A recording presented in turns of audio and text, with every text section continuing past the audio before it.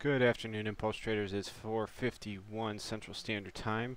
Uh, it is October 5th, 2011, and this is Dan Hussey bringing you our ImpulseTraders.com daily strategy update. Know it's been a while, but we're going to get back to a some normality with the site and the services.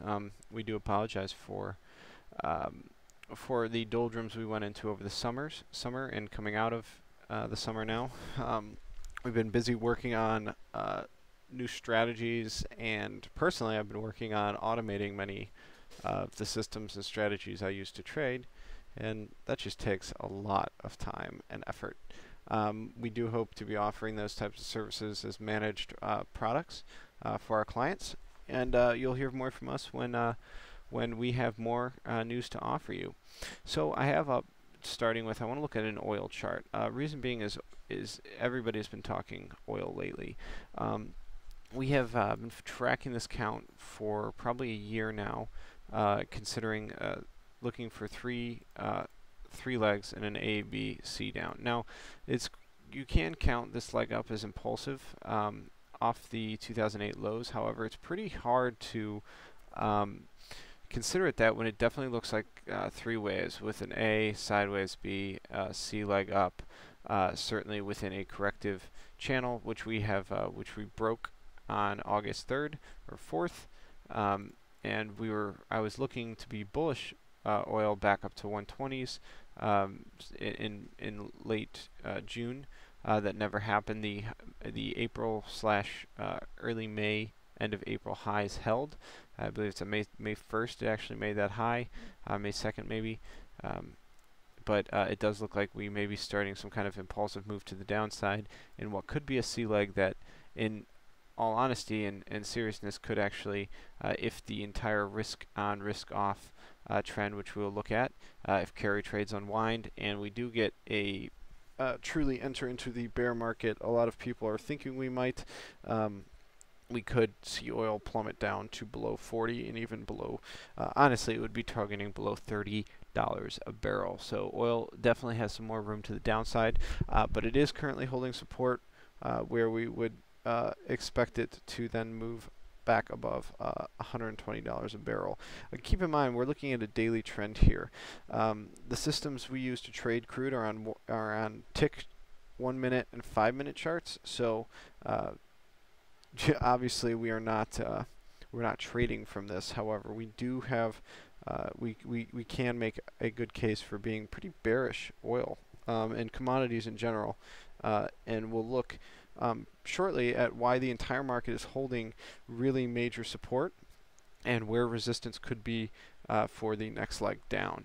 I bring that up because there's a lot of some overlays we're going to look at today, and maybe some of our new members and followers don't pay attention to the correlations in markets, but they are key.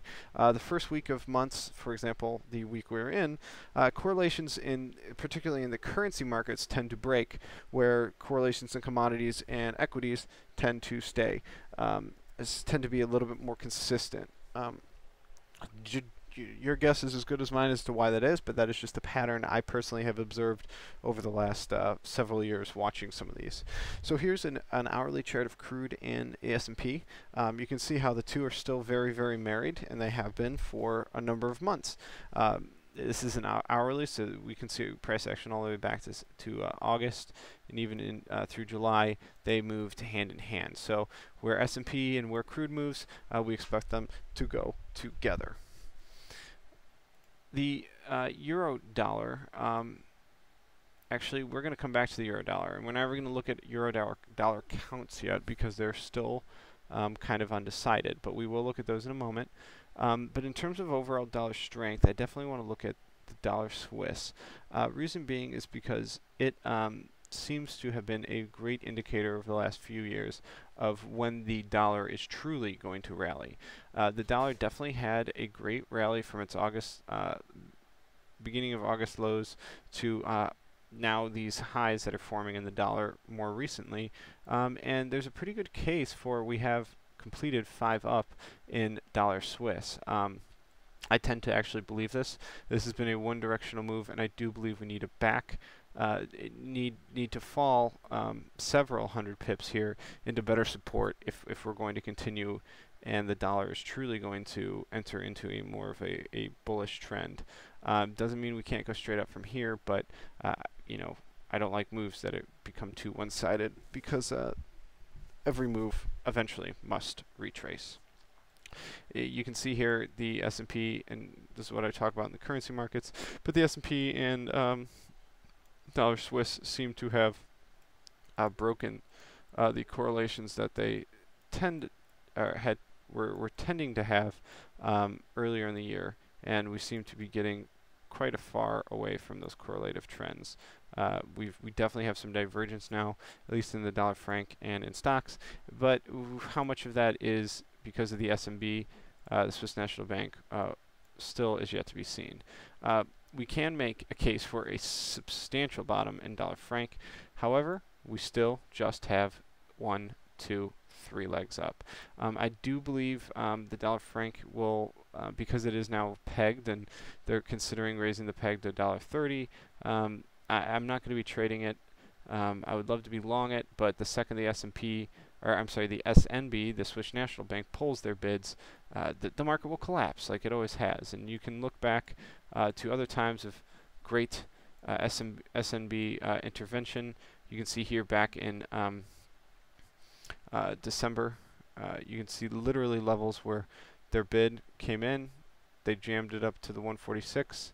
When it fell below 146, their bid hung. They pulled their bid in March, and we fell 500 pips to new lows before where they jacked up, put their bid in again, they pulled their bid, and it's straight down. They jacked it up again, their bid they pulled their bid here. When it comes back down, nobody's home at the 40s, and they let it fall 1,000 pips, and that happened in just a matter of days, and in a week actually. So I don't like being in markets where I know they're actively participating. After last July, and this is of course 2010 I'm referring to now, or have been referring to, ever since July 2010, the S&P, the Swiss National Bank seemed to be out of the market. You had good price action being driven by truly speculative bets, and until finally they were forced to intervene again, and that's what we have seen coming off from parity to now several thousand pips higher at the 120s. So keep in mind, we're not trading the euro franc. I only trade it when I know the Swiss National Bank, or have confidence the Swiss National Bank is not intervening in the market, which we do not right now. So I like to use it as an indicator rather than a trading instrument. But we can see the case for having a bullish euro franc. But remember, interventions are only good as long as the national bank or the central bank continues to intervene. The second they're done, it's like everyone, people usually run around with their hair on fire because you realize how one-sided the market really is, with the exception when you pull out the 800-pound gorilla that is propping it up. Euro pound daily, we've been looking at this count for a long time, just a very, very corrective count ever since 2008, and extreme correction that we've been in. And I do believe coming off these highs at 98s, we're still correcting. I believe in the larger correction, we had a W. I believe X wave is now complete, and we are now in the Y wave, potentially looking for a push down to the low 80s, which supports euro weakness relative to the pound. So if you've noticed, actually, even if you look at euro dollar and pound dollar, you can see how weak the pound is relatively, as it seems like the quantitative easing for the British is not done yet, and the central bank of in Great Britain, the Royal Central Bank, whatever it's called, it seems like they're not done providing liquidity to the market, which for any currency is going to mean some form of devaluation, as the central bank's only real power is to devalue their currency by effectively giving away it for free.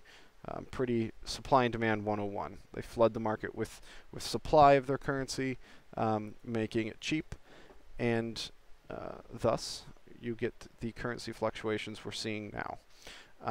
It's really the only fundamental aspect of currency trading I follow, because it's something you cannot fight, because you cannot argue or you cannot ignore the fact that central banks truly do control the value of their currency. The Swiss National Bank could, in theory, just buy the franc forever at that figure, and it will never fall. They would, a lot of people would argue, oh, they're losing money, but money's relative.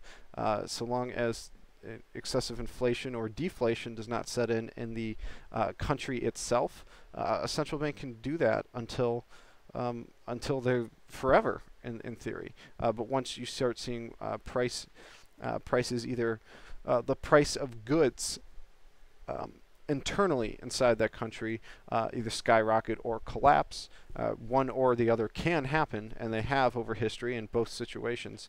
That is when the central bank has truly failed. Until then, the central bank can do whatever they want and peg the currency. Perfect example, China. China has pegged their currency, the yuan, the RMB, to the US dollar for decades, and they seem to have they have absolutely no intention of either letting the yuan appreciate or depegging the currency from the US dollar.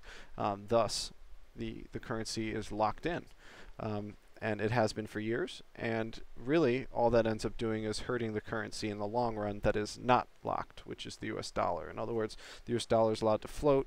The Swiss franc is not allowed to float right now, so that it'll end up hurting the euro in the long run. Unless there are internal factors in the Swiss economy that cause, either massive deflation or hyperinflation. One or the other could set in, and thus the national bank would be considered failed. So, with that major economic theme going forward, the euro as a currency and as a economy seems to be failing, where the pound, they seem to have the ability to devalue their currency here and to keep their economy going, where the euro, they have not, the European Union has not done that to the extent the US and Great Britain have. The Australian dollar, now I'm not saying buy it here, because the short trend from our highs, the 110 highs to the 93 lows, has not failed. We are still in shorts until they fail. However, it is interesting to note that we are holding a key technical level at the 95.70s. That low could, in theory, be the wave 4 of a